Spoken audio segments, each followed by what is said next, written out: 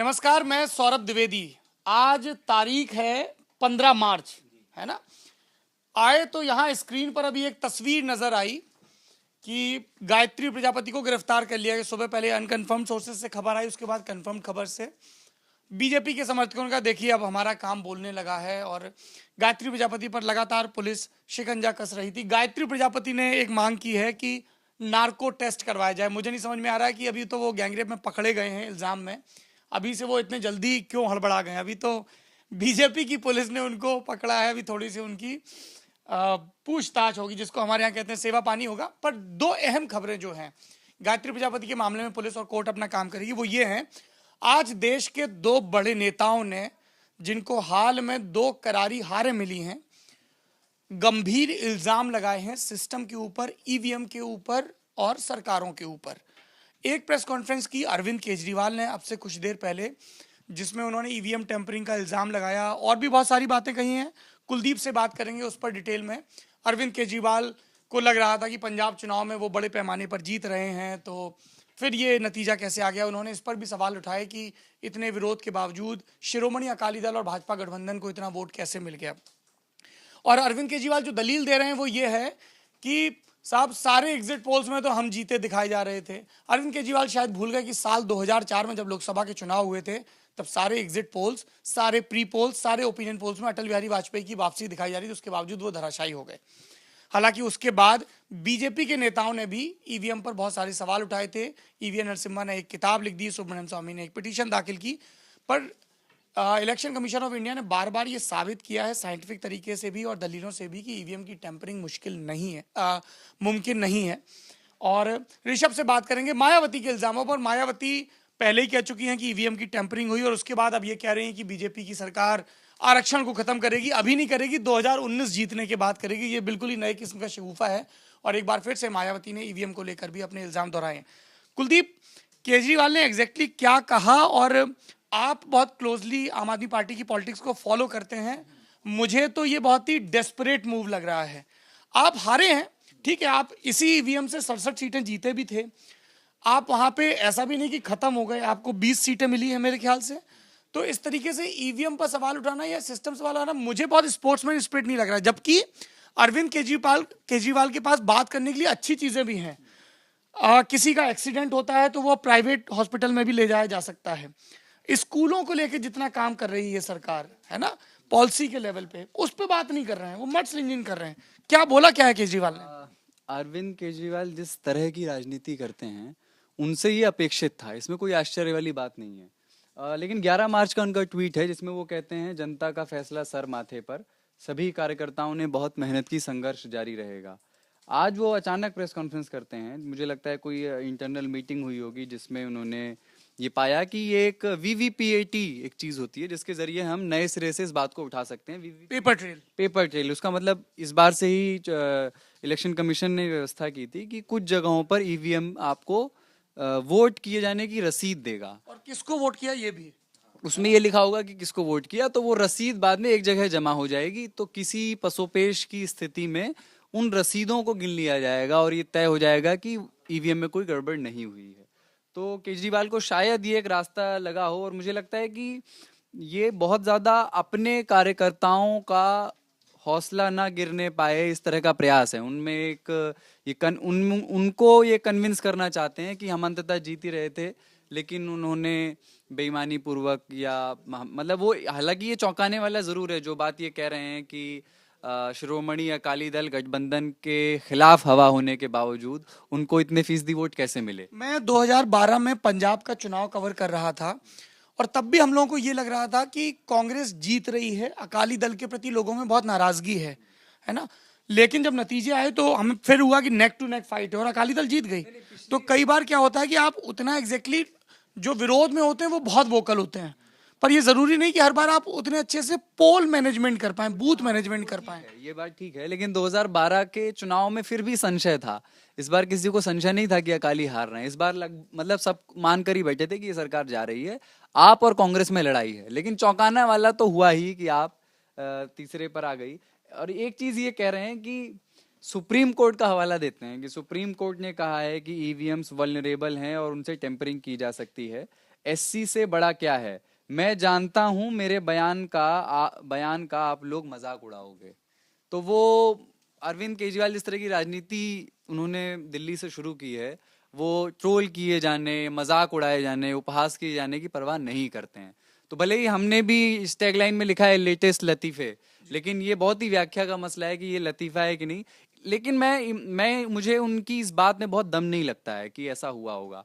लेकिन चुनाव आयोग को इस बात पर ध्यान देना चाहिए कि अगर उन्होंने ये रसीद वाली व्यवस्था इस बार थी, तो वो एक साथ वो इन सारे राजनीतिक आरोपों को ध्वस्त कर सकता है, क्योंकि चुनाव आयोग को भी ये लोग सवालों के दायरे में ले रहे हैं। तो एक बार को उन बूथ पर वो रसीदों की काउंटिंग कुछ कुछ जगहों पर करा दे तो क्या बुरा। अमित से मेरी बात हो रही थी इस लाइव को शुरू करने से पहले। उत्तर प्रदेश में 20 विधानसभाओं पे इस बार जिस विधान की बात कुलदीप कर रहे हैं, पेपर ट्रेल, आपने किसको वोट डाला, तो एक तो इलेक्ट्रॉनिक वोटिंग मशीन में काउंट हो रहा था, उसके अलावा वो एक बैलेट बॉक्स में भी डाला जा रहा था। उन 20 सीटों के क्या नतीजे थे अमित? उन 20 सीटों में 17 पर बीजेपी जीती है। मतलब जो ईवीएम के नतीजे हैं वैसे ही वहां भी रिफ्लेक्ट हो रहा है। लगभग वही ट्रेंड है। और ये कहा जाता है कि मतलब अगर हुआ होता फर्जीवाड़ा तो उसमें नहीं हो पाता, वो एक थोड़ा ज्यादा फुल प्रूफ मैकेनिज्म है। अभी गिनती नहीं हुई है ना, मतलब हमने सिर्फ ये तय किया है कि इन 20 सीटों एक सेकंड जी, मतलब ये उन 20 सीटों पर अभी गिनती नहीं हुई। अभी ये पेपर ट्रेल का कुछ काउंट हुआ है क्या? इस तरीके का कोई आदेश ही नहीं हुआ। बस ये देखा है कि जहां जहां पेपर ट्रेल की व्यवस्था थी वहां वहां जीता कौन है एक्चुअली, तो वो वहां से बीजेपी जीती है, चूंकि मोटा मोटी ज्यादा सीटें बीजेपी जीती है। अच्छा, एक जो आप गिनती भी नहीं है। गिनती के कुछ आंकड़े बीएसपी दे रही है ट्विटर वगैरह पे, बीएसपी के सपोर्टर्स दे रहे हैं कि 9% वोट पाके, वो क्या है 9%, क्या प्रोपेगेंडा है? वो तो एक अलग ही तरह का लतीफा है। उसमें कहा जा रहा है कि सपा को इतने % वोट मिले और बसपा को इतने % वोट मिले, और इसके बाद जो बचता है तो वो क्या भाजपा। हाँ, फिगर्स हैं हमारे पास जी, क्या है फिगर्स? 61% टोटल पोलिंग हुई है, तो उसमें बता रहे हैं कि 61 में से 23 सपा को मिला है, 29 बीएसपी को मिला है, तो बचा 9% वो कैसे मिला है? बीजेपी कैसे और वो टोटल परसेंटेज का नियम भूल गए। मतलब केजरीवाल के बयान में अधिकांश चीजें मुझे व्यक्तिगत तौर पर हास्यास्पद ही लगती हैं। एक आध बात से मुझे लगता है कि इसको चुनाव आयोग चाहे तो ये वाले वोट उनकी गिनती कर सकता है, लेकिन एक चीज वो कहते हैं कि 25 से 30% आम आदमी पार्टी के वोट शिरोमणि अकाली दल को ट्रांसफर हुए हैं, तो वो आपको किसी भी सूरत में हराना चाहते। तो ये 25 से 30% के आंकड़े पर वो किस गणित से पहुंचे हैं ये उन्होंने नहीं बताया, ये भी बताना चाहिए था। ये बड़ा ही मतलब कैसे आपने बैठ के तय किया है, कि मैं भी जानना चाहता हूँ कि आपको जो 25-30% वोट डाले गए वो शिरोमणि के अकाउंट में चले गए। वैसे ही तय किया होगा जैसे वो ये कह रहे थे कि 117 में हम 100 सीटें जीत रहे हैं, या राघव चड्ढा ने कहा था अगर 85 से कम जीतेंगे तो मैं राजनीति छोड़ दूंगा। नहीं, उससे मुझे समस्या नहीं है। वो दावे सबके थे, 2/3 बहुमत का दावा दिल्ली में अमित शाह ने भी किया था, नहीं मिली, 3 ही सीट मिली। तो वो अपने आकलन चुनाव पूर्व होते हैं सबके, और हर पार्टी ये कॉन्फिडेंस में रहती है। इसमें जैसे ये जो कह रहे हैं वोट शेयर, इस तरह की खबरें तो हमने सुनी थी और होता भी है कि साहब हमारा ये विपक्षी ना जीत जाए तो वोट ट्रांसफर, लेकिन वो वोट ईवीएम में गड़बड़ी करके ट्रांसफर थोड़ा ना होता। वो तो आप अपने कार्डर को कहते तो यार इसको नहीं इसको डाल दो। इसीलिए मुझे लगता है कि चूंकि पंजाब चुनाव आपके कार्यकर्ता के लिए बड़ा झटका है, तो उनको पचाया नहीं जा रहा है, तो वो एक कोल्ड ड्रिंक दे रहे हैं साथ में कि इसके साथ पचा लीजिए। कोल्ड ड्रिंक दे रहे हैं साथ में, ये बहुत ही कमाल का तंज है। हम इस आंकड़े की बात कर रहे थे जो बीएसपी के सपोर्टर्स ट्विटर पे वायरल करने की कोशिश कर रहे हैं। यूपी में कुल मतदान बीएसपी को 23%, सपा को 29, दोनों का मिला के 52। तो चुनाव आयोग बताए ये कमाल की गणित है, अद्भुत गणित है। मैथ की क्लास में नहीं बैठते हैं, ये उसका नतीजा है। और बीएसपी का हम लोग बार बार जिक्र कर रहे हैं। ऋषभ, मायावती ने कहा है कि बीजेपी अभी आरक्षण खत्म नहीं करेगी, जब 2019 में सत्ता में आएगी तब खत्म करेगी। इससे एक चीज ये समझ में आई, जो चीज उमर अब्दुल्ला ने कही थी और उससे भी पहले नरेंद्र मोदी ने प्रधानमंत्री बनने के बाद टीचर्स डे पे एक फंक्शन किया, एक ऑडिटोरियम में, मुझे ध्यान है बच्चे बैठे हुए थे, साथ में स्मृति ईरानी थी जो उस वक्त एचआरडी मिनिस्टर थी, और देश के अलग अलग हिस्सों से स्टूडेंट्स जुड़े हुए थे। नॉर्थ ईस्ट के एक स्टूडेंट ने बोला था कि मैं प्राइम मिनिस्टर बनना चाहता हूं सर, मुझे क्या करना चाहिए? तो नरेंद्र मोदी ने जवाब दिया था 2024 तक वेट करना चाहिए। तो उन्होंने क्लियर कर दिया था कि वो 10 साल का लक्ष्य लेके चले हैं। उमर अब्दुल्ला ने यूपी इलेक्शन के बाद ये बात कही कि अब लोगों को भूल जाना चाहिए 2019, 24 पे होना चाहिए, उन पे भी बहुत वो किए गए। क्या मायावती ने भी ये मान लिया कि वो 2019 हार रही है? मतलब चूंकि 14 में 0 सीट, 17 में विधानसभा में 19 सीट, और मायावती का जो पूरा बयान है बार बार ये आरक्षण को लेके जो एक डर पैदा करने की कोशिश की जाती है, जबकि मैं ये तो नहीं कहूंगा कि बीजेपी ने बहुत युगांतकारी फैसले ले लिए हैं, लेकिन नरेंद्र मोदी सरकार वोट बैंक की पॉलिटिक्स के लिए सही, दलितों के प्रतीकात्मक और आर्थिक दोनों कामों के लिए कुछ कुछ करती दिख रही है। चाहे वो लंदन में अंबेडकर का मकान खरीदना हो या फिर दलित एंटरप्रेन्योर, हाँ जो दलित एंटरप्रेन्योर वाली या फिर योजनाएं, जो सिलेंडर और ये चीजें, मतलब डायरेक्ट उनके घर तक पहुंच रहे हैं। मैंने अपने गांव में बात की थी तो लोग सबसे ज्यादा इस बात से खुश थे कि मेरे अकाउंट खुल गए हैं। मतलब ये अनइमेजिनेबल था। मैंने किसी कवि के बारे में भी पढ़ा था, मुक्ति बोध के बारे में, कि उनकी भी आखिरी इच्छा थी कि मेरा बैंक अकाउंट खुल जाए, नहीं खुल पाया, वो मर गए थे। कहीं पढ़ा था। इस वजह से नहीं मर गए थे, आप उसको इस तरीके से मत वजह से नहीं, हाँ, हल्का मत करिए मुक्ति बोध की मौत को। इस वजह से नहीं, मतलब मौत तक नहीं खुल पाया था, ऐसा हुआ था। तो मतलब वैसे इंसान का भी नहीं हो पाया था, ब्यूरोक्रेसी या जो भी वजह हो। और अभी देख रहे हैं कि गाँवों में भी खुल गया। मायावती के इल्जाम पे आपका क्या कहना है? जो मायावती ने आज प्रेस कॉन्फ्रेंस में आज कहीं बातें और 2 दिन पहले कहीं थी। सर, मायावती का ये कि मतलब बैड लूजर वाला केस है कि अगर ईवीएम की गड़बड़ी की बात होती तो सबसे ज्यादा परेशान भाजपा होती। पंजाब में वो डेसिमेटेड हो गई, गोवा में, मणिपुर में बनाते मतलब मेजोरिटी में आते आते रह गई, तो भाजपा ज्यादा डिसअपॉइंटेड रहती है। ईवीएम पर जब हम कहते हैं ना ईवीएम में गड़बड़ थी, तो इसका सीधा मतलब ये है कि भाजपा और चुनाव आयोग मिले हुए हैं। इसलिए मैं कह रहा हूं कि चुनाव आयोग को अपनी सम्मान में वो रसीदों वाले वोट हैं उनके पेपर ट्रेल वाली गिन देनी चाहिए। उनके गिन देने चाहिए, कोई समस्या नहीं है। इस बार आपने व्यवस्था की है, इन लोगों का भी मुंह बंद हो जाएगा। दूसरा ये कि मायावती के बयानों में आप देखें तो उसमें खीज, निराशा ज्यादा है। अरविंद केजरीवाल ने आज जो बात कही वो कह रहे हैं मुझे पता है आप लोग मजाक, ऐसा नहीं, उनमें भी खीज नहीं है। क्योंकि अरविंद केजरीवाल को ये पता है कि मीडिया को कैसे हैंडल करना है मायावती के मुकाबले। मायावती के बारे में आज ही मैं एक स्टोरी पढ़ रहा था तो बोले कि साहब पहले हमारे बयान को मिसकोट बहुत किया था, तो इसलिए मैं लिखा हुआ बयान पढ़ने लगी। और मायावती और बीएसपी की पूरी दिक्कत ही ये है कि वो मीडिया से बहुत बात नहीं करते हैं, पता ही नहीं चल पाता है। अरविंद केजरीवाल चूंकि दिल्ली से राजनीति की है तो उनको ये पता है कि चैनल्स को कैसे हैंडल करना है, तो इसलिए उन्होंने कह दिया मुझे पता है आप लोग हैशटैग चलाएंगे। ज्यादा बुरे नतीजे मायावती के लिए भी मुझे लगते हैं, अरविंद केजरीवाल के लिए उतने नहीं है। क्योंकि मायावती की जो कोर राजनीति थी उसमें बीजेपी ने बड़ी सेंध लगाई है। मुझे याद आता है तरुण विजय ने बाबू जगजीवन राम के लिए भारत रत्न की मांग की थी।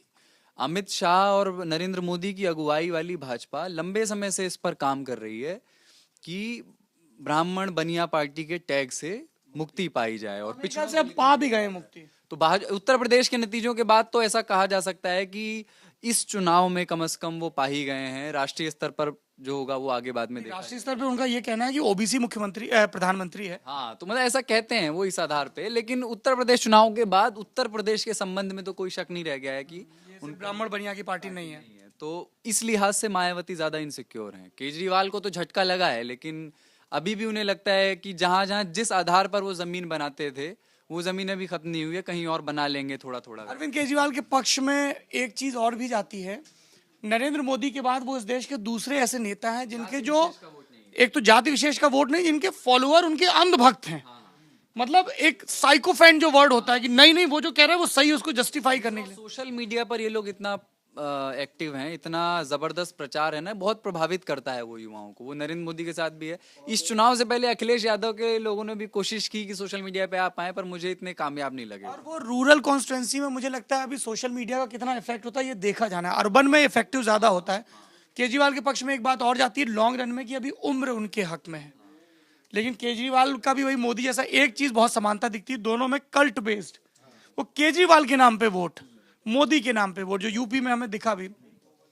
और अरविंद केजरीवाल तो फिर भी मुख्य विपक्ष की भूमिका में है, तो 5 साल बाद वापसी की सोच सकते हैं। मुझे मायावती के बारे में ये भी लग रहा है कि मायावती अब राज्यसभा में कैसे आएंगी। 19 विधायकों के दम पे तो नहीं आ पाएंगी, उसमें 7 कांग्रेस के भी जोड़ दें तो भी नहीं आ पाएंगी, तो उन्हें तो समाजवादी पार्टी का सहयोग लेना ही पड़ेगा या कहीं किसी और राज्य से किसी की मदद से आए। जी हाँ सर, मैं इसमें एक चीज़ और जोड़ना चाहता था कि इलेक्शन कमीशन की आप उनकी इम्पार्शियलिटी पे नहीं संदेह जता सकते हैं, क्योंकि वो सरकार से इंडिपेंडेंट हैं। सरकार किसी भी तरीके से उनको मजबूर नहीं कर सकती है, और मजबूर करने की कंडीशन में वो रिवोल्ट में आ जाएंगे। उनका मतलब वो कॉन्स्टिट्यूशनल बॉडी है, ऐसा कोई सरकार का अंग नहीं है वो। ऐसा हो सकता है जैसे नवीन चावला थे, संजय गांधी के बड़े खास थे, है ना, इमरजेंसी के दौर में उनके रोल पे बात हुई, उसके बाद भी कहा गया कि कांग्रेस परिवार करीब है। इतना कर सकता है इलेक्शन कमीशन की, मान लो बीजेपी वाला शिकायत करने गया कि ये डीएम ठीक काम नहीं कर रहा है, तो इलेक्शन कमीशन का नहीं ठीक कर रहा है। ईवीएम टेम्परिंग के लेवल पे वो नहीं जा सकता। इंडियन एक्सप्रेस कहाँ है आज? आज इंडियन एक्सप्रेस में कमाल पे एक सिंपली पुट करके उनका कॉलम होता है, उन्होंने बहुत विस्तार से समझाया है कि ईवीएम की टेम्परिंग जिन देशों में की गई उनमें इस बिना पे की जाती है कि ईवीएम वहां पे एक सर्वर से, एक सॉफ्टवेयर से अटैच होती है, तो सॉफ्टवेयर में गड़बड़ी की जा सकती है। लेकिन हिंदुस्तान में जो ईवीएम इस्तेमाल की जा रही है वो किसी इंटरनेट या सिस्टम से कनेक्ट नहीं होती है, एक इंडिपेंडेंट यूनिट होती है, चिप और सेल लगे होते हैं, प्रोग्रामिंग की जाती है और हर बार उसको बर्न किया जाता है। और एक साथ आप हर जगह नहीं बदल सकते हैं, आप जब भी करेंगे तो एक ईवीएम में करना पड़ेगा, हर 500 या 1000 जो कि पॉसिबल नहीं है। यूट्यूब पर कुछ वीडियोस इस बीच आए हैं, जो लोग एक्सपर्ट होने का दावा करने वाले लोगों ने वीडियोस बना करके बताया है कि इस तरीके से मैं, देखिए आपके सामने 4 नंबर का दबाऊंगा और इस क्रम में दबाऊंगा, लेकिन 1 नंबर वाले को वोट जाएगा। इससे लोगों में ये गया है कि ईवीएम में टेम्परिंग की जा सकती है, लेकिन वो टेम्परिंग के लिए एक एक ईवीएम में हर एक में टेम्परिंग करनी। आप हर ईवीएम में, पहली चीज तो हर ईवीएम में, दूसरी चीज जो आप बोल रहे हैं ना, ये इस तरह की वीडियोस सुप्रीम कोर्ट के सामने और इलेक्शन कमीशन, नहीं सुप्रीम कोर्ट और इलेक्शन कमीशन, हाँ, कार्रवाई के स्तर पे होना चाहिए, क्योंकि वो ईवीएम की क्रेडिबिलिटी पे सवाल उठा रहे हैं। दूसरी चीज, कोर्ट ने बुलाया था इलेक्शन कमीशन, आइए टेम्पर करिए 100 एक्सपर्ट्स को, एक भी नहीं कर पाया।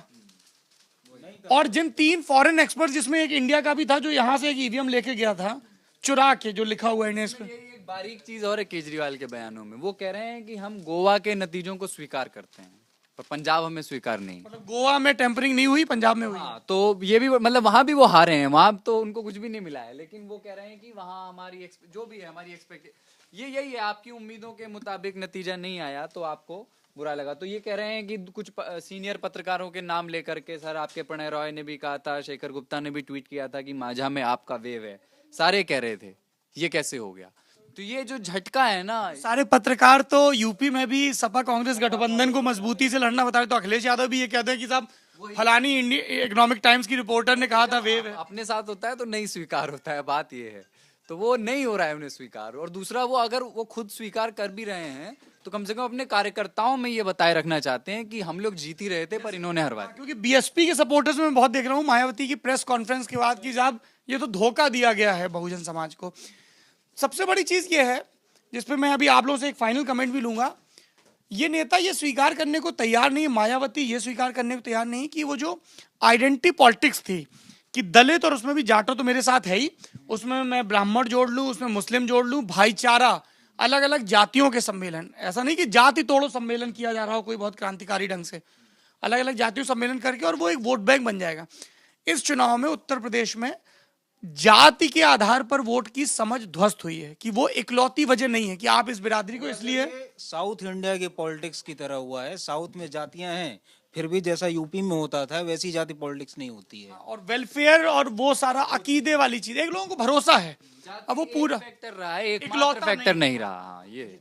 अच्छा, ये एक आखिरी चीज, अरविंद केजरीवाल अब आगे क्या करना चाहिए आपके हिसाब से? क्योंकि जो ये कर रहे हैं, मैं व्यक्तिगत तौर पे एज अ पॉलिटिकल ऑब्जर्वर मैं इससे सहमत नहीं हूं। मैं बार बार कह रहा हूं कि दिल्ली सरकार ने कुछ अच्छे काम भी किए, मोहल्ला क्लिनिक खुल रहे हैं, है ना, आप उनकी स्थिति देखिए, देख के बड़ा अच्छा लगता है, और मोहल्ला क्लिनिक का फीडबैक अच्छा आ रहा है, स्कूलों को लेके काम करें, उन पे बात नहीं कर रहे हैं।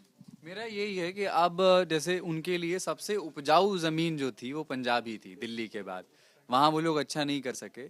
गुजरात में वो चुनाव लड़ रहे हैं, लड़ेंगे, वहाँ लड़ना भी चाहिए, पर थोड़ा ये राजस्थान और बाकी जगह जहाँ जहाँ प्लान्स है ना, इस पर इन्हें थोड़ा पुनर्विचार करना चाहिए। दिल्ली में पिछले कुछ दिनों में इनकी जमीन बहुत मजबूत नहीं रही है। मुझे लगता है कि पहले ये दिल्ली में लौट करके एमसीडी चुनाव और इन स्तरों पर इन्हें ज्यादा फोकस करना चाहिए। अभी तो पूरा उसी पे फोकस है। हो कि दिल्ली ही छूटता जाए फिर आगे, मतलब ये हो सकता है। हालांकि मुझे अभी भी व्यक्तिगत तौर पे लगता है कि आज आप चुनाव कराएंगे तो अभी भी अरविंद केजरीवाल यहाँ पर सबसे मजबूत नेता हैं दिल्ली प्रदेश में। लेकिन आने वाले समय में जब विधानसभा चुनाव का समय आएगा तब क्या फैक्टर होता है? तो क्योंकि लोग देखते हैं ना लगातार मोदी जीत रहा है, केंद्र में मोदी है, यहाँ भी मोदी को हिला दो, फिर आसान रहेगा, दिल्ली के काम भी आसान होंगे। ये फैक्टर्स वोटर बहुत सोचता है, प्रदेश में भी मोदी, केंद्र में भी मोदी, वो वाली बात है। यहाँ लड़ाई भी होती रही है, तो ये फिसलने का खतरा बहुत है अभी, तो यहाँ थोड़ा ध्यान दें वो। और यहाँ इन्होंने ठीक ठाक काम भी किया है, उसी काम को थोड़ा और आगे बढ़ाएं। उस पे बात करें। हाँ हाँ। जी, मायावती के लिए आगे क्या है, रोड है? सर मेरे हिसाब से उनको नरेंद्र मोदी से ही सीखना चाहिए कि अगर ईंटें पड़ती हैं तो आप घर बनाइए।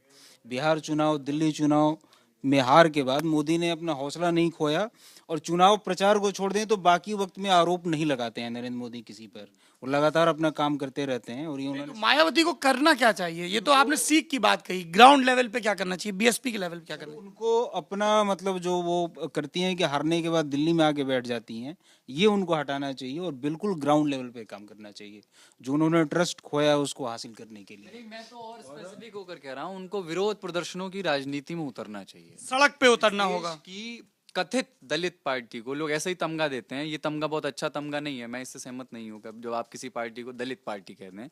लेकिन बहुजन समाज की पार्टी जो है, अगर वो सर्वजन समाज की पार्टी, बहुजन समाज पार्टी उसका नाम है, वो बाद में सर्वजन के नाम पर वोट मांगने लगे।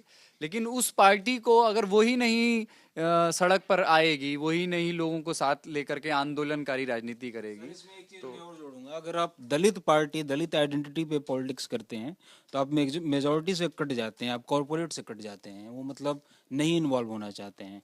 तो अगर आप मतलब सर्वजन वाला हिसाब किताब रखते हैं, भले आपका मतलब एजेंडा हो, इंटरनल पॉलिटिक्स हो कि हम दलितों को प्रेफरेंस देंगे, लेकिन हम सबको इंक्लूड करेंगे तो आपको सबकी सहायता मिलेगी, जैसा कि अरविंद केजरीवाल करते हैं, मतलब देश विदेश से सपोर्ट जुटा लेते हैं। तो कुछ वैसा मायावती को करना ही पड़ेगा।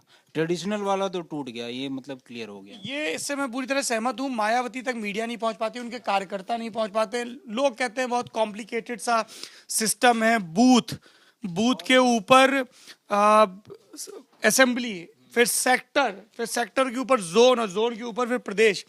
ये जो स्ट्रक्चर है, पता नहीं मायावती को कैसा फीडबैक मिलता है, क्या टैक्टिक्स है, लेकिन एक आम कार्यकर्ता उन तक नहीं पहुंच पाता है, या बाकी और जिले के नेता भी बड़े डरे हुए से रहते हैं।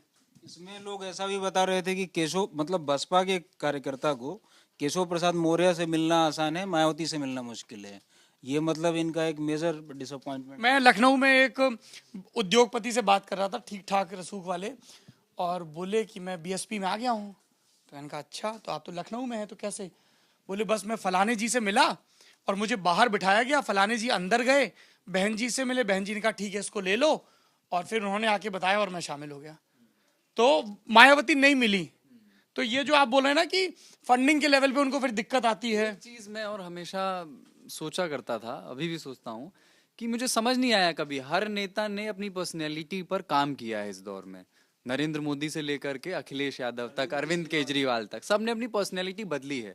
केजरीवाल कहते थे मैं पहले नास्तिक हूँ, जीतने के बाद बोले चमत्कार हो रहा है, आस्तिक है, ईश्वरी, सब हमारे साथ है जी। सबने अपनी पॉपुलिस्ट तरीके से। या अखिलेश यादव की आप पर्सनैलिटी देखिए, उनके भाषणों में आप देखिए, उनके हार को स्वीकार करने के विनम्रता में देखिए, जिस भी तरीके से आप और देखिए। आज वो जो उसमें सुकमा हमले में मारे गए हैं, तो आज डिम्पल यादव की तरफ से एक वो तस्वीर ट्वीट की गई उनके हैंडल से, जिसका भी हैंडल हो मुझे पता नहीं उनका कंफर्म हैंडल है कि नहीं, और उसमें वो बैठे हुए हैं परिवार के जनों के साथ, अखिलेश यादव, मतलब वो अगले चुनाव की तैयारी में लग गए हैं, जुट गए हैं। और इवन अब राहुल गांधी ने भी नाकाम प्रयास तो किया ही है अपनी पर्सनैलिटी बदलने का। लेकिन जब से मैं मायावती की राजनीति देख रहा हूँ, उन्होंने नए दौर के लिहाज से अपनी व्यक्तिगत पर्सनैलिटी के लिए कुछ काम नहीं किया है। अब समय आ गया है कि थोड़ा उस ओर भी उन्हें ध्यान देना चाहिए, थोड़ा पैसा खर्च करना पड़ेगा। आपको याद हो तो मैंने आपसे गोरखपुर में भी कहा था, अगर जीत भी जाएंगी तो फॉरवर्ड एजेंडा नहीं है इनके पास कि क्या करेंगी, नहीं ये कभी क्लियर बिग टिकट प्रोजेक्ट नहीं है। हाँ, और उसके बिना मतलब काम नहीं चलेगा। अब दलित आइडेंटिटी मजबूत हो चुकी है, ऐसा नहीं है कि बहुत पहले की तरह दमित हैं दलित, ऐसा नहीं है, पहले से काफी तेजी आई है, और लोग चाहते हैं कि वो हमें दो स्तरों पे है, जो शहर के लेवल पे अब वो मौके तलाश रहे हैं, और गांव के स्तर पर अभी भी कहीं कहीं कहीं समानता की लड़ाई अभी भी है। लेकिन अब वैसा नहीं है कि कोई भी जाएगा और वो दलितों की बस्ती में जाएगा और कुछ भी कह के चलाएगा और बच जाएगा। ऐसा नहीं है, ऐसा बिल्कुल नहीं है। वो लोग भी काफी मजबूत हुए हैं, और अब मजबूती की वजह कि वो नए मौके तलाश रहे हैं, उन्हें भी तो डेमोग्राफिक डिविडेंड है, नए नौजवान हैं। 11 मार्च को रिजल्ट आया है, 13 मार्च को डिम्पल यादव के सबसे ज्यादा ट्वीट इसी से हो रहे हैं। नहीं है, हमें नहीं पता, लेकिन इस पे लिखा है मैं आपका बेटा, मैं आपका भाई यादव अखिलेश लौट के आऊंगा, बस मुझको अपनी दुआओं में याद रखना। तो ये ठीक है, चुनाव देखिए अभी भी इनके जो सोशल मीडिया ने हार नहीं मानी है वो। ये तस्वीर में बोल रहा था कि ये हाँ, जो अभी सुकमा में सीआरपीएफ के जवानों पे नक्सली हमला हुआ, ये सब कभी भी आप मुलायम सिंह यादव की पार्टी से एक्सपेक्ट नहीं कर सकते थे, ये अखिलेश यादव की पार्टी से एक्सपेक्ट कर सकते हैं। क्या ये ट्वीट कंप्यूटर के खिलाफ थे। हाँ तो नहीं, लेकिन ये चीज मैं कभी मायावती को ऐसे एक्सपेक्ट नहीं कर सकता हूँ कि वो भीड़ के बीच बैठे। मैं ये नहीं कह रहा हूँ वो ये करने लग जाएं, लेकिन उन्हें भी नए रास्ते, नए तरीके करना ही पड़ेगा कुलदीप जी, मतलब exactly- घुमा फिरा के क्यों कहा जा रहा है, जनता के बीच आपको जाना ही होगा। मायावती पहले अपनी पार्टी के समर्थकों के पुत्र पुत्रियों की शादी वगैरह में जाती थी, ये बहुत पहले की बात है। अब वो सिर्फ सतीश चंद्र मिश्रा की बेटियों की शादी में जाती हैं। जी सर, जब मुख्तार अंसारी इनकी पार्टी में शामिल हुए तो एक तस्वीर वायरल हुई कि मायावती स्टेज पर हैं, सैंडल पहने हुए हैं, बाकी सारे नेता चप्पल मोजे उतार के लोग खड़े हैं। ये अघोषित नियम है उनके, वो उतार के घुसते हैं वो। बड़ा डैमेजिंग है कार्यकर्ताओं की साइकी के लिए। और कि आपने नरेंद्र मोदी को या अरविंद केजरीवाल को रैलियों के अलावा अखिलेश यादव को भी कहीं कहीं ऐसे देख लिया होगा 20 लोगों की भीड़ में। राहुल गांधी अक्सर दिखते हैं 20 लोगों की भीड़ में नीचे पैदल जमीन पर। आपको मायावती आसानी से नहीं दिखेंगी, वो हेलीकॉप्टर से आती हैं, बड़ी भीड़ वाली रैलियां करती हैं, बहुत भीड़ आती है उसमें, लोग दूर से देखकर खुश भी होते हैं, लेकिन वो कभी वैसे जमीन पर आम लोगों के बीच में कोई पद यात्रा आप इमेजिन कर सकते हैं कि मायावती करें। मेरा ये है कि अब पॉलिटिक्स के तौर तरीकों पर अब उन्हें दोबारा सोचना चाहिए। टीम भी बनानी चाहिए जो टेक्निकली कॉम्पिटेंट हो, जो मूड भापे। टीम तो बनाई थी उन्होंने इन चुनावों को लेकर, वो उतना भी नतीजे नहीं आए। वो चीज भी होती है कि हार गए हैं तो सब कमियां दिख रही है, और ये हारे को हरिनाम। आने वाले समय में भी उनको अगर वो कभी उत्तर प्रदेश में सत्ता पे आती हैं तो वो जिस भी समीकरण से आएंगी उसको सोशल इंजीनियरिंग ही कहा जाएगा। जिता उनको वही तरीका सकता है, लेकिन सोशल इंजीनियरिंग के लिए व्यापक बेस बनाने के लिए राजनीति के तरीके बदलने होंगे। मुझे व्यक्तिगत तौर पे लगता है कि अब कोई सिर्फ सोशल इंजीनियरिंग करके सत्ता में नहीं आ सकता उत्तर प्रदेश की। आपको अखिलेश यादव के लिए भी कहा जाता था यादव प्लस मुस्लिम प्लस कुछ ज्यादा कहा, आपको उसमें डेवलपमेंट और वो चीज लानी ही पड़ेगी। एक बेस, मैं ये कह रहा हूँ कि बेस, जैसे अंततः क्या है, बीजेपी जीती है, हम लोग यहाँ कह रहे हैं कि जाति एक फैक्टर है, एकमात्र फैक्टर नहीं है, लेकिन जब जो न्यूज चैनल्स या वेबसाइट लिस्टिकल बनाती हैं तो 10 वजहों में एक फैक्टर ये लिख दिया जाता है सोशल इंजीनियरिंग। सोशल इंजीनियरिंग का मतलब ये है कि अलग अलग वर्ग और जाति के रिप्रेजेंटेशन हो पार्टी में। तो बसपा सिर्फ दलित वोट लेकर थोड़ी सरकार बना लेगी, जब भी बनाएगी तो उसको तो लाना ही पड़ेगा कहीं से इधर उधर, और वोट जो उसका कोर वोटर नहीं माना जाता है। सिर्फ दलित वोट से सरकार बना के क्या करे, हासिल क्या होगा?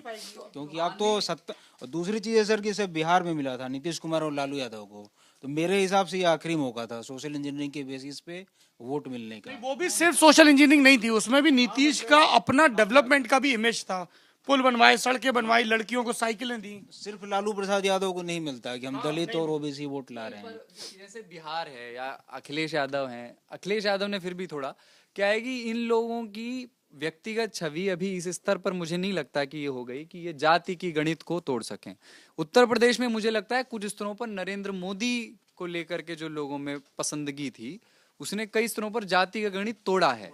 लेकिन वो बात इसीलिए मैं कह रहा हूँ कि सोशल मायावती कभी व्यक्तिगत करिश्मा ऐसा बना पाएंगी कि वो जाति का गणित तोड़ करके ब्राह्मण और बनिया सब वोट ले सकें, वो मुझे अभी संभव नहीं लगता है। तो उन्हें वो आसरा तो उनको सोशल इंजीनियरिंग का ही लेना पड़ेगा, लेकिन उसके लिए अपना व्यापक जनाधार जो बड़े करने का काम है वो दूसरे राजनीतिक तौर तरीकों से शुरू करना। और मायावती को उस दौर में लौटना होगा। आप लोग अक्सर पॉलिटिकल किस्सों का जिक्र करते रहते हैं। एक दौर था जब दिल्ली में कांशीराम ड्राइंग रूम में बड़े नेताओं से, पंजाब के, मध्य प्रदेश के, महाराष्ट्र के, यूपी के, मीटिंग किया करते थे। उस कमरे के बाहर जमीन पर दरी पर बैठ के मायावती जिले के कार्यकर्ताओं के साथ मीटिंग किया करती थी। एक वो दौर था। हम ये नहीं कह रहे कि आप दरी पे बैठिए, लेकिन अगर आपको बीएसपी को पुनर्जीवित करना है तो हर जिले में, ऐसा क्यों नहीं हो सकता कि मायावती जिले में जाके बैठक करे। थिंक ऑफ द यूफोरिया कि मायावती रैली करने नहीं आई हैं, बसपा के कार्यालय में मीटिंग करने आई हैं बामसेफ के कार्यकर्ताओं के साथ। लोग मजाक भी उड़ा लेते हैं, हम लोग भी आपस में व्यंग तंज कर लेते हैं कि देखिए प्रधानमंत्री होकर के 3 दिन से यहाँ पड़े हैं। लेकिन बीजेपी ने ओवरऑल इस चुनाव में लंबे समय से जो मेहनत की है, उसके सांसदों ने जो घूम घूम कर इधर उधर दूसरे प्रदेशों के सांसदों ने आकर, हम मतलब जो भाजपा विरोध है किसी का मान लीजिए तो वो ये कह देता है कि अरे देखिए बाहर से बुलवा के करवा रहे हैं। पर मैं सिर्फ इसको अगर मेहनत के नजरिए से देख रहा हूँ चुनाव परिणामों के आलोक में, तो मेहनत जबरदस्त भाजपा ने की है, वो आप मेहनत का ही नतीजा उनको मिला है। तो मेहनत के स्तर पर भी मायावती की पार्टी ने, मुझे लगता है, कोर कसर बहुत रही है मेहनत के स्तर पर। और उनके अलावा कोई स्टार प्रचारक नहीं था, एक वो, एक नसीबुद्दीन सिद्दीकी, एक सतीश चंद्र मिश्रा। नसीमुद्दीन सिद्दीकी का कोई सिर्फ बांदा के क्षेत्र में असर है, और उनके स्टार प्रचारकी का किसी और क्षेत्र में असर हो मुझे नहीं लगता। सिर्फ बांदा में वहाँ के रहने वाले हैं। सतीश चंद्र मिश्रा का तो मुझे किसी एक एरिया में भी नहीं लगता। एक मिथ बना दिया गया कि 2007 में सिर्फ ब्राह्मण वोटरों के दम पे आ गए और सतीश चंद्र मिश्रा बड़े नेता हो गए, कुछ नहीं। और सर वेरीफाइड चीज उसी सर जो आप जिक्र कर रहे थे कि मायावती नीचे बैठती थी, उसी में था कुछ पेजेस के बाद की कुछ वक्त के बाद ये चेयर कुर्सी पे बैठने लगी। नहीं, और वो ठीक है, कुर्सी पे बैठे हैं, जो कार्यकर्ता है उनको भी कुर्सी पे बिठाएं। जैसे ये बीजेपी के भी एक आध मीटिंग मुझे दिखा था, पर उसमें गनीमत थी कि सांसद या बाकी लोग वो कुछ रिपोर्ट कार्ड लिया जा रहा था शायद मंत्रियों का, तो सब लोग नीचे बैठे थे कुर्सियों पे, और एक ऊंचा डायस था, तो वो तो फिर भी समझ में आता है कि स्टेज बना हुआ है जी। हम ये नहीं चर्चा कर रहे हैं कि ये देखिए ये पार्टी इतनी बुरी हो गई है, ये पार्टी अच्छी है। मेरा ये तो उनकी वापसी की संभावना हम बात कर रहे हैं, बिना मांगे सलाह दे रहे हैं। मतलब कोई ऐसे व्याख्या कर सकता है। तो तौर तरीकों पर, चूंकि राजनीतिक तौर तरीके जो आपको फायदा और नुकसान पहुंचाते हैं, उसकी बात कर रहे हैं। कमेंट्स ले लें। लोग कहते हैं कि हम लिखते रहते हैं, आप अपनी बातें कहते रहते हैं। निमिष श्रीवास्तव लिख रहे हैं, nobody can match the charisma of Modi ji. ठीक है भाई, अभी तो वो जीते ही हैं, करिश्मा दिख ही रहा है। जय हिंद जय भारत। हिमांशु गौतम, आपको भी जय हिंद जय भारत। लोगों के बीच में रहती नहीं है और राजनीति दलितों की करती है। हम लोग भी यही कह रहे हैं, देखिए दलितों की राजनीति करती है, वो खुद दलित हैं, और ऐसा नहीं है। मायावती की सरकार के दौरान दलितों के भीतर आत्मसम्मान के लेवल पर थाना से डरने की प्रवृत्ति खत्म हुई है, वो तो है।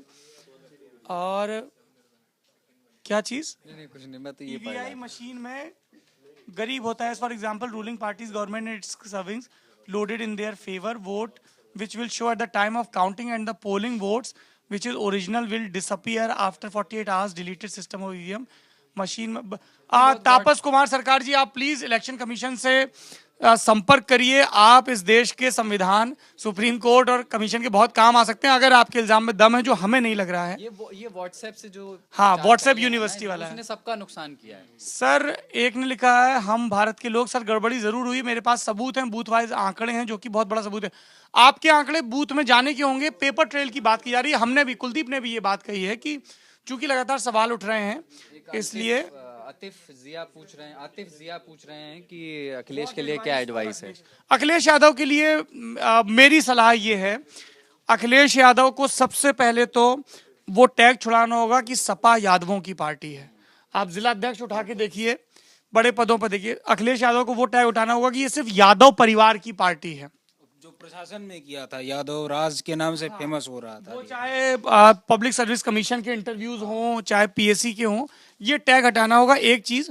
दूसरी चीज, अखिलेश यादव को अगली बार कांग्रेस या किसी पार्टी के साथ गठबंधन करने से पहले सोचना चाहिए, क्योंकि जब आप किसी का गठबंधन करते हैं तो उनका बैगेज भी, this is like buying a bad loan, है ना। तो आपकी ठीक ठाक स्थिति, आपको लग रहा है अब आपको बिजनेस एक्सपेंड करना चाहिए, आपने एक बहुत ही रोग फैक्ट्री और कुछ वैसा यूनिट ने कोरस ले लिया था और बाद में 7 साल बाद उनको बेचने की स्थिति में और अखिलेश यादव के लिए अब ये पहली बड़ी राजनीतिक चुनौती भी है, क्योंकि 2012 के पहले तक Mulayam Singh Yadav was the guiding force. 12 के बाद ये सत्ता में रहे, शुरू में 2-2.5 साल कहा जाता रहा कि ये सरकार पे उतना ध्यान नहीं दे रहे हैं, शाम को 4-4.5 मुख्यमंत्री, 5.5 मुख्यमंत्री, ये जुमले गढ़े गए।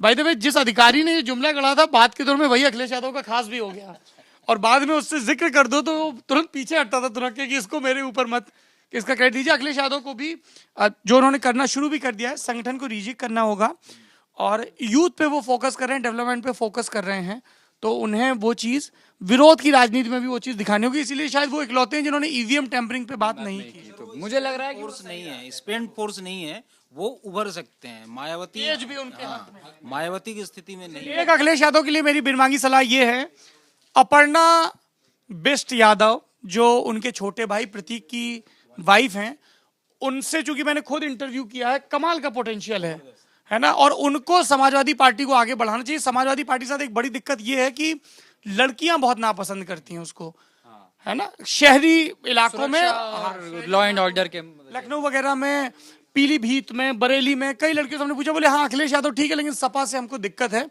अपर्णा यादव जैसी नेता और महिला नेता, परिवार की ना हो बाहर की भी, इस टैग को दूर करने में उनकी मदद कर सकते हैं। जैसी इस चुनाव में डिम्पल को जितना ज्यादा प्रोजेक्ट किया गया है, मुझे लगता है कि उसके आसपास भी करीब अगर अपर्णा को आने वाले समय में वैसी महत्वपूर्ण जिम्मेदारी पार्टी में दी जाए तो वो ज्यादा काबिल नेता है। कृष्णा प्रसाद कह रहे हैं कि इस चुनाव से ये तो पता चल गया कि कुछ हद तक जात पात की बात कम हुई। बिल्कुल, ये हम भी मानते हैं कि सौरभ सर मेरे कमेंट पे क्या माना भाई, हम भारत के लोग आपके कमेंट पर बात कर चुके हैं। और कोई कमेंट महत्वपूर्ण है क्या? लोग भाजपा के लिए भी लोग कह रहे हैं, आप हारे हुओं की बात कर रहे हो, भाजपा के कार्यकर्ताओं को अब आने वाले समय में क्या करना चाहिए, ऐसा भाजपा के कार्यकर्ताओं को सबसे पहली सलाह, मदांध नहीं होना चाहिए, सत्ता के मद में नहीं आना चाहिए। आपकी पार्टी को इसलिए मौका मिला है क्योंकि लोगों को लग रहा था कि सपा वाले गुंडे ही ज्यादा करते हैं, जमीनों पर कब्जा होता है, ये एक इमेज थी। आप लोग ऐसे काम मत करिए। थाने कचहरी में पैरवी करने तो लोग जाते ही हैं, पर गलत उसकी पैरवी मत करिए और लॉ एंड ऑर्डर कतई मत बिगड़ने दीजिए, क्योंकि अब इल्जाम भाजपा पे आएगा कि देखिए भाजपा की सरकार आई तो सांप्रदायिक तनाव हो गया या ऐसी चीजें हो गई। तो अब ये भाजपा कार्यकर्ताओं की जिम्मेदारी है कि वो पुलिस और प्रशासन के विरोध में ना खड़े हों, सहयोग में खड़े हों। जहां पे वो लोग अच्छा काम कर रहे हैं, जहां पे भ्रष्टाचार हो रहा है, वहां पे वो आवाज मुखर कर रहे हैं। और इतना प्रचंड बहुमत मिला है कि अब भाजपा के किसी गुट की नहीं चल सकती कि साहब फलाने जी नाराज हो गए, अब उनको मनाने के लिए 12 विधायक जा रहे हैं, इसको मंत्री बनाया जा रहा है। प्रशांत आर्यप्रियम ने एक मतला हाजिर है किया है, मिटाकर तेरी हस्ती तुझे ये खाक कर देगी, सियासत आग ऐसी है जलाकर राख कर देगी। ये उन्हीं का लिखा हुआ है। Whomsoever it समाजवादी पार्टी को लड़कियां इसलिए पसंद नहीं करती जब डिंपल भाभी अपनी पार्टी की मीटिंग में डर और सहम जाती हैं। इस तरह की बातें आई थी कुछ, मतलब वो पुष्ट नहीं हो पाया था। दूसरा जन में बीएसपी का क्या होगा भाई, अभिलाष कुमार पूछ रहे हैं। सर बीएसपी का क्या होगा ये बीएसपी के मतदाता तय करेंगे, प्रदेश के और देश के।